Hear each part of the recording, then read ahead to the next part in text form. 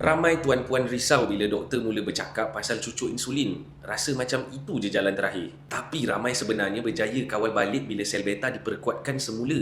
Bila sel beta kuat, badan lebih cekap uruskan gula walaupun rutin harian sama. Betarin bantu merawat kencing manis dengan dua fungsi utama. Kuatkan sel beta dan naikkan GLP-1.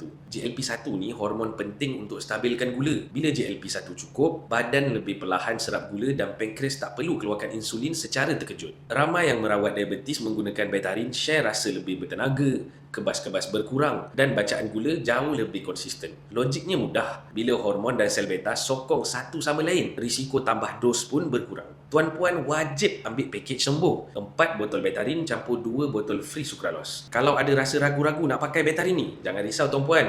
Tuan-puan beli je dulu. Kalau tak ada kesan dalam 60 hari, semua duit kami akan pulangkan. Jangan fikir lama-lama tuan-puan. Cepat-cepat tekan dekat bawah.